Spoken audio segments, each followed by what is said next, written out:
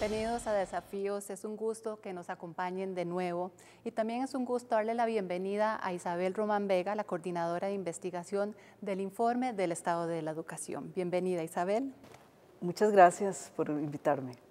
Hoy nos presenta el quinto informe del Estado de la Educación. Este es un informe que se presenta dentro del marco del programa Estado de la Nación y con el auspicio de CONARE.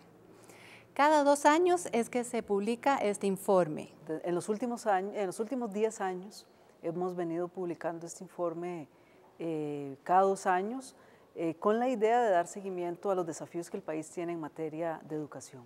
Este del quinto corresponde a un periodo que estudió 2013, 2014 y parte del 2015. Así es, así es. En este informe, tal vez, hay varios aspectos, como 3 temas grandes, cobertura, un tema de calidad y de equidad. Tal vez conozcamos los principales resultados y poco a poco, a lo largo de la entrevista, vamos a ir desarrollando los temas.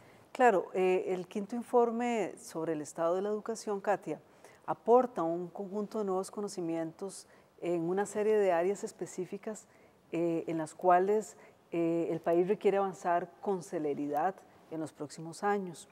Si bien es cierto, en los últimos 10 años el país ha desatado nudos importantes en materia educativa. Por ejemplo, hemos incrementado de una manera sustantiva la inversión que el país hace en materia de educación.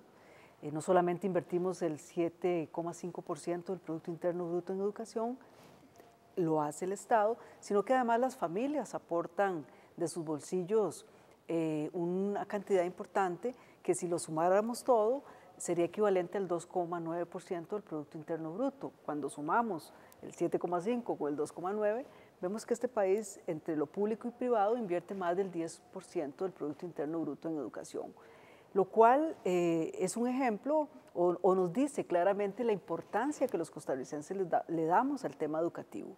También en estos últimos 10 años el país hizo un esfuerzo importante por incrementar el salario de los docentes, por revisar la oferta educativa, especialmente generando nuevos programas de estudio, declarando obligatorio el 4º ciclo de la educación diversificada, que es muy importante, y también con una apuesta importante de que el país hacia futuro invierta el 8% del Producto Interno Bruto en educación. Una decisión constitucional y importantísima que pocos países en América Latina han hecho y que no significó grandes manifestaciones en las calles para hacerlo, lo cual demuestra la aspiración que los costarricenses tenemos y la importancia que le damos al tema educativo. Ahora, el informe, aun cuando reconoce este conjunto de avances que son muy significativos, también dice que estos avances, sin embargo, no implicaron una transformación sustancial del sistema, ni tampoco ha implicado cambios acelerados en los resultados del sistema educativo. Han ido muy poquito a poco, Ha sido un movimiento que podríamos calificar como inercial, ¿verdad? Salimos de la parálisis en la que estábamos, pero el ritmo que hemos tenido ha sido muy lento y muy inercial. Y ese ritmo es totalmente insuficiente para las aspiraciones y las necesidades que el país hoy por hoy tiene en materia educativa. Un país que está apostando a una economía de alto valor agregado, que está apostando a nuevas áreas como los servicios, la tecnología, y en donde sin lugar a dudas el tema educativo y la calidad de nuestros niños, digamos, de esa educación para formar a nuestros niños, niñas y adolescentes es fundamental, no solamente para incrementar la productividad de la economía costarricense, sino también para mejorar, para sostener el desarrollo humano de Costa Rica en los próximos 50 años. El informe está dividido en 4 capítulos y ahí retoma desde la educación preescolar hasta la educación superior y pues otros aspectos del sistema educativo costarricense. En cuanto a cobertura, habías puntualizado lo importante que es empezar desde preescolar, tal vez ampliar esta cobertura que se está reportado en el informe. Sí, hacia adelante el país tiene desafíos importantes, como decíamos, en áreas específicas que cubren estos tres ejes que señalabas: cobertura, calidad y equidad. Caras de una misma moneda, ¿verdad? Todos. En materia de cobertura, el informe hace una llamada de atención especialmente en la necesidad que en los próximos años tenemos de incrementar la cobertura en preescolar. ¿Y esto por qué? Bueno, porque si bien es cierto, el país ha venido dando avances, teniendo incrementos importantes en este nivel educativo, todavía sigue siendo muy insuficiente, especialmente la cobertura de los niños de 4 a 5 años, que es lo que se denomina el ciclo del interactivo 2. Y hay territorios específicos que el informe identifica, distritos específicos en el territorio nacional, donde esa cobertura es especialmente baja. Pero entonces la educación preescolar, si se inicia en estas edades tan tempranas, va a contribuir con la preparación de las personas. Así es, este es un nivel fundamental y clave para el desarrollo futuro de los niños en cuanto a su desarrollo emocional, pero también en cuanto a su desarrollo cognitivo. Y así lo demuestran las investigaciones nacionales e internacionales. Especialmente las internacionales han llamado la atención sobre esta etapa como una etapa clave. Y acá un poco lo que el informe está señalando es que el país necesita incrementar la asistencia al preescolar, especialmente de los niños que vienen de familias con climas educativos bajos. ¿Qué significa esto? Bueno, son familias donde los padres tienen primaria incompleta o menos. ¿Y por qué es importante que estos niños asistan? Bueno, porque asistiendo al preescolar van a tener la oportunidad de recibir una serie de estímulos emocionales, cognitivos, que no necesariamente en esos hogares que están con mucha vulnerabilidad a la pobreza y donde los padres no siempre tienen todo el tiempo disponible, pues el centro educativo en estos casos puede hacer la diferencia. Hay otras áreas también en materia de cobertura importantes sobre las cuales el informe llama la atención. Por ejemplo, el tema de seguir incrementando la cobertura del cuarto ciclo, que es en los últimos años de la educación denominada secundaria, pero que en nuestro sistema educativo se llama cuarto ciclo. Es el que es después de noveno. Después de noveno, cuarto y quinto año. ¿Por qué? Bueno, porque lo que hemos señalado en otros momentos, somos un sistema exitoso en llevar al 100% de los niños de primaria, pero somos un desastre logrando que termine la secundaria. Y esos son los que los llegan hasta bachillerato, ¿no? Así es el cuarto ciclo. Y ahí necesitamos no solamente que los jóvenes, que los niños accedan al sistema, sino que permanezcan en él y logren terminarlo, o sea, que haya logro educativo. Y eso es un elemento importantísimo porque las coberturas en el cuarto ciclo andan alrededor del 40%. Y eso es muy bajo para un país que pretende un desarrollo con alto nivel de agregado en cuanto a lo que necesitamos de las personas y de su productividad. Como responder a las necesidades del mercado, a las demandas del mercado. Sí, pero no solamente las demandas del mercado, ¿verdad? Que eso es indudablemente pues, un tema importante, pero es el tema de que efectivamente es la calidad de vida de las personas, ¿verdad? Los estudios a nivel de América Latina han indicado que un joven que no se gradúa de la secundaria tiene de por vida 20% menos de ingresos de por vida. Vamos a hacer una pausa entonces, ese es un tema interesantísimo y lo vamos a retomar después de que volvamos.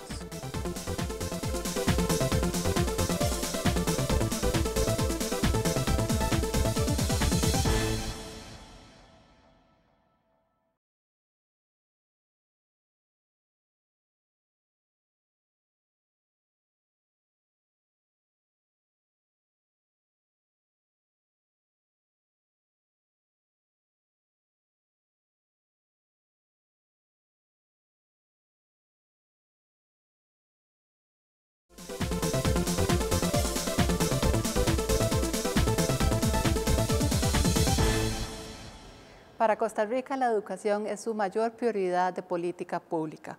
Hoy estamos conociendo el quinto informe del estado de la educación. En el segmento anterior habíamos establecido algunos puntos de los principales resultados de este informe. El informe sobre todo presta atención a desafíos puntuales ¿verdad? Hay mucha información como muy general, puede ser muy macro, le digo yo, pero el informe realmente señala cosas como con nombre y apellido, me parece, o al menos situaciones que ya las has estado mencionando, que ayudaría mucho a las nuevas políticas o a las nuevas tomas de decisiones de todos los que estamos involucrados en el sistema educativo. Sí, Katia, en realidad el informe lo que quiere hacer es un llamado al país, a ver, de pasar de una discusión general del sistema educativo a una discusión sobre desafíos específicos. ¿Y esto por qué? Bueno, porque muchas veces hay una discusión de la necesidad que el país tiene de hacer reformas integrales en materia educativa, pero a veces eso es como un discurso muy general que no termina de concretar, bueno, ¿y dónde hemos estado?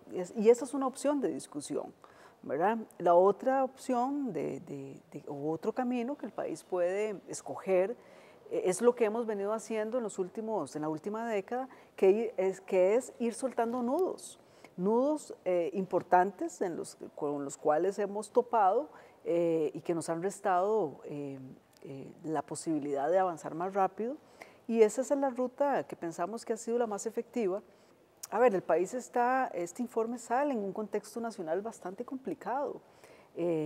Tenemos un bajo crecimiento económico, tenemos un déficit fiscal creciente, una deuda pública importante, todo lo cual nos dice que el marco de acción que tenemos en los próximos años no va a ser tan holgado como el que existió en los últimos años.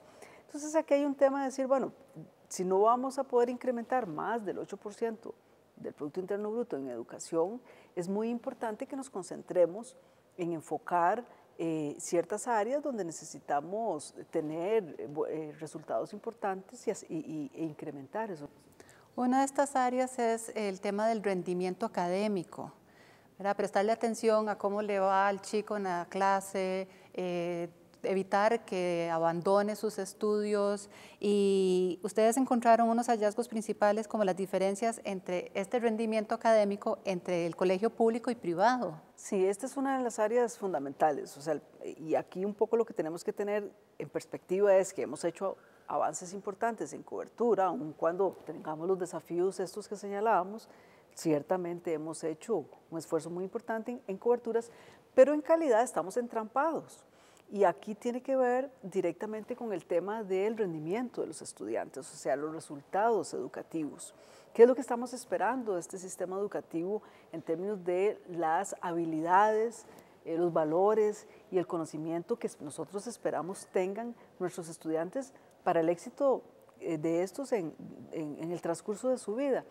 Y a ver, efectivamente, en este tema, como bien lo señalás, tiene que ver con identificar dónde es que nuestros estudiantes están teniendo bajos resultados. ¿Cómo medimos eso? Bueno, hay un conjunto de pruebas nacionales e internacionales que nos han venido indicando dónde tenemos cuellos de botella importantes, ¿verdad? Por ejemplo, el tema de las matemáticas, ¿verdad? Para señalar alguno de los temas.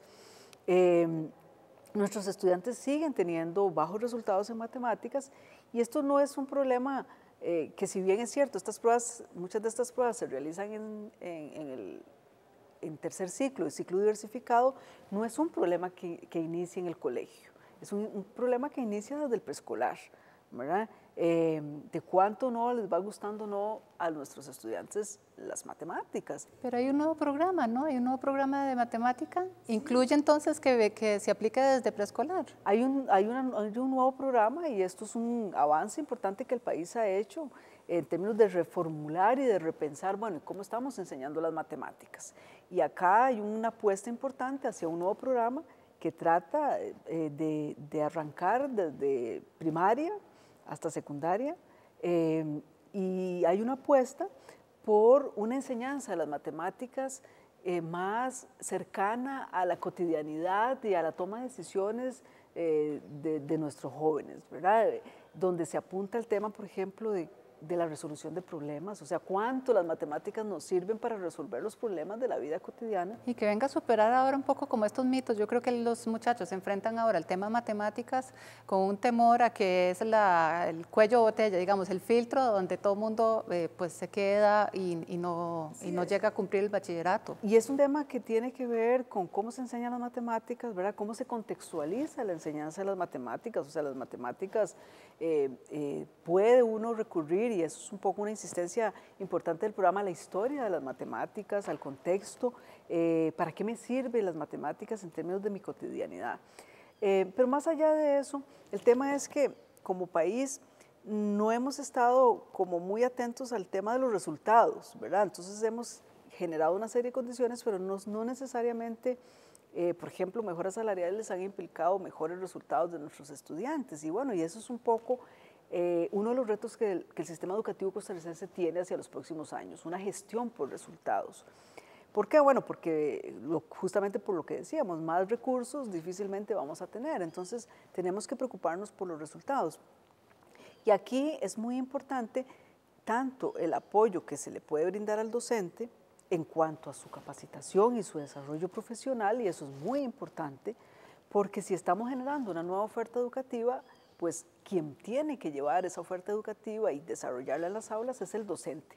Todos los estudios internacionales hoy por hoy señalan que la calidad de un sistema educativo está medida por la calidad de sus docentes. Que comienza también con su preparación en las universidades y los grandes logros que ha tenido al menos nuestro sistema educativo de las acreditaciones, al menos por el SINAES, de que son al menos carreras que sabemos que cumplen ciertos requisitos de calidad. Claro, lo que pasa es que en el caso del sistema educativo tenemos muy pocas carreras acreditadas, o sea, tenemos una gran expansión de la oferta digamos, de carreras que ofrecen educación.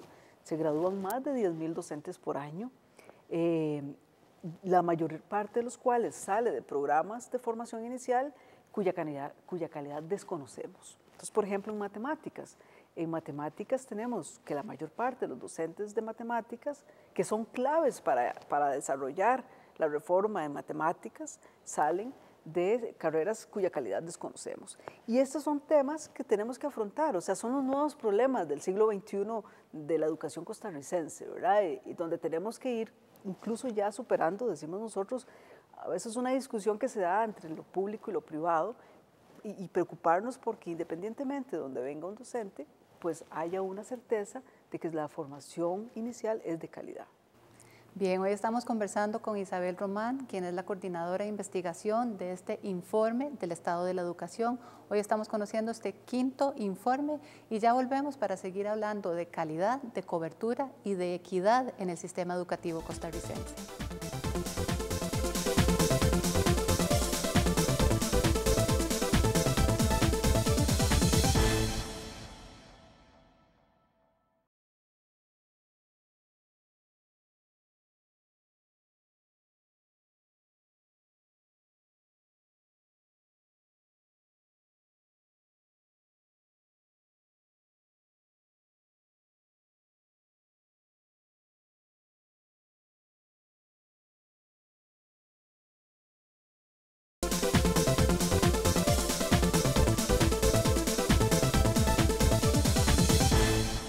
Estamos de regreso, qué bueno que continúen con nosotros. Isabel, hemos estado conversando en estos segmentos anteriores acerca de estos resultados del informe en temas grandes como cobertura, equidad y calidad. ¿Cómo la educación puede ser un factor clave para el desarrollo nacional? Bueno, hay un tema importante, Katia, que justamente el informe llama la atención. Costa Rica, parte del contexto complicado que tenemos es que hemos tenido en los últimos años un incremento sostenido de la desigualdad en el país. Y uno de esos factores que explica este incremento de la desigualdad es las distancias y las diferencias que tenemos en cuanto a la escolaridad de la población, los logros de los años de escolaridad. Tenemos que el logro educativo, digamos, entre el 87 y en el 2014 pasamos de una escolaridad promedio de 8 años a 10 años en promedio, y hemos ganado 2 años de educación. Pero ¿quiénes han sido los grandes los que más se han beneficiado de ese logro educativo? han sido los sectores de mayores ingresos, para una sociedad que aspira a que más bien sean los sectores de menores ingresos los que encuentren en la educación el mecanismo que les permita tener movilidad social, salir de la pobreza y mejorar sus condiciones de vida en general. Entonces sí podemos decir que existe una relación entre baja escolaridad y la pobreza. Sin lugar a dudas, sin lugar a dudas. A menor escolaridad, mayor se incrementa de manera sustancial, hasta se duplica el porcentaje de pobreza. Incluso en el marco del Estado de la Nación se había hecho un análisis donde encontrábamos que si las personas que hoy están ocupadas en el mercado laboral tuvieran secundaria completa, prácticamente la pobreza en este país se reduciría a la mitad, pasaríamos de un 20% a un 10%. Y vean qué importante es esto, porque lo que nos demuestra es que por encima de las políticas focalizadas de combate a la pobreza, lo más importante son las políticas universales en materia de educación, o sea, aquellas políticas que apuestan a que todos tengan acceso a la educación, y por eso es que el tema de la equidad es fundamental. Decíamos, bueno, cobertura, hablábamos de calidad, pero está el componente de la equidad. ¿Y por qué? Bueno, porque justamente lo que el informe llama la atención es que tenemos desigualdades muy amplias al interior del sistema educativo costarricense, que es uno de los temas que en los próximos años vamos a tener que entrarle de una manera bastante focalizada para reducir esas diferencias. ¿Pero equidad en qué sentido? ¿Equidad en que tengo acceso a la educación, en que tengo las mismas oportunidades? ¿En qué tipo de equidad lo estaríamos entendiendo? Hablamos de desigualdades cuando estamos hablando sobre el tema de la oferta educativa, las modalidades educativas que se ofrecen al interior del sistema educativo, pero también la distribución de los recursos que estamos haciendo al interior del sistema educativo. Y veamos algunos ejemplos. Bueno, por ejemplo, el tema de los docentes. Nosotros tenemos docentes que en los últimos años se han venido profesionalizando, o han venido llegando a las categorías más altas de profesionalización. Docentes que además están en propiedad. Y cuando vemos dónde se concentran esos docentes están concentrados en las zonas urbanas y el gran área metropolitana y no en las zonas rurales o en las zonas costeras donde necesitamos elevar los rendimientos de nuestros estudiantes, donde tenemos mayores problemas en cuanto a resultados. Entonces, un poco ahí la pregunta es, bueno, ¿no deberíamos de tener a los mejores atendiendo las zonas donde necesitamos fortalecer y mejorar los resultados de nuestro sistema educativo? Y también la diferencia entre colegio público y privado, parece que hay unos hallazgos importantes. Sí, a ver, se ha creado un mito de que automáticamente si un muchacho sale de un colegio privado va a tener mejores resultados. Aquí hicimos un análisis a propósito de las pruebas PISA y encontramos que si bien es cierto, hay diferencias entre los resultados que obtienen los estudiantes que salen de colegios privados y los estudiantes que salen de colegios públicos, las principales diferencias se explican no por el centro educativo en sí mismo, sino por las características individuales de los estudiantes, de qué familia vienen, el clima educativo de esas familias, si el estudiante ha repetido o no ha repetido, o sea, características más bien individuales de los estudiantes, si el estudiante asistió o no asistió al preescolar, ¿verdad? O sea, que hay un conjunto de esas diferencias, la mayor parte de esas diferencias se explican por las características individuales del estudiante. Entonces no es justo como hacer una comparación entre público y privado, como un colegio público y privado. No, eso es una comparación, sí, que hay que... Muy simplista, digamos. Insuficiente, ¿verdad? Y que nos lleva a mitos equivocados, ¿verdad? Y más bien, lo que el informe llama la atención, porque por ejemplo, Katia, ve qué interesante, nosotros encontramos un grupo de estudiantes del sector público que les va mejor en PISA que incluso estudiantes de colegios privados. Y entonces uno dice, bueno, pero ¿cuáles son las diferencias? ¿O por qué? Tiene que ver con las características de los hogares de esos estudiantes. Si son hogares de climas educativos altos, que los padres están atentos al desarrollo de sus hijos, si los apoyan. Entonces, un poco lo que el informe dice, bueno, atendamos estas desigualdades que mucho tiene que ver, desigualdades que se explican por las modalidades. Por ejemplo, si usted viene de un colegio nocturno o un colegio diurno, si viene de un colegio científico y viene de un colegio académico no científico. Estas desigualdades que estamos teniendo y que no deberían haber, ¿por qué? Porque de repente encontramos que tenemos estudiantes categoría A y categoría B en un sistema donde todos deberían ser categoría A, ¿verdad? Esas desigualdades se explican por la modalidad, por el acceso que estos centros educativos tengan de las tecnologías de información y comunicación, por las diferencias en infraestructura, si los profesores vienen de universidades públicas o si los profesores son interinos. O sea, son como un conjunto de factores que nos están explicando estas diferencias, y es prestarle atención a ese conjunto de factores y atender esos factores es lo que deberíamos estar preocupándonos hoy para reducir esas desigualdades de tal manera que todos, como dice nuestra Constitución, tengan oportunidades a una educación de calidad. Aquí estaríamos apostando por educación, tanto como para que tengan oportunidades de conseguir empleo, como por una calidad de vida y por los niveles, digamos, de desarrollo humano. La aspiración que tenemos como sociedad es que la educación le permita a nuestros niños, niñas y adolescentes acceder a un conjunto de conocimientos, de habilidades, de valores que les permita no solamente su desarrollo individual, ¿verdad? Vivir la vida que deseen, ¿verdad? De una manera autónoma, libremente tomar sus decisiones, sino también ser excelentes ciudadanos, o sea, que puedan participar en la vida democrática, pidiéndole cuentas a nuestros gobernantes, proponiendo. Y también, por supuesto, pues, generar ingreso digno, participar en la sociedad del conocimiento, etcétera. O sea, tenemos que verlo de una manera articulada, ¿verdad? La educación es una apuesta país en materia de desarrollo humano. O sea, al final lo que nos importa es que en los próximos 50 años las generaciones que hoy tenemos en las aulas puedan aspirar a tener una mejor calidad de vida y un desarrollo humano que nos permita como sociedad las mayores oportunidades para todos. Bueno, qué bonita forma de concluir. Hoy hemos llegado al final de este programa de Desafíos. Hoy conversamos acerca de este 5º informe del Estado de la Educación.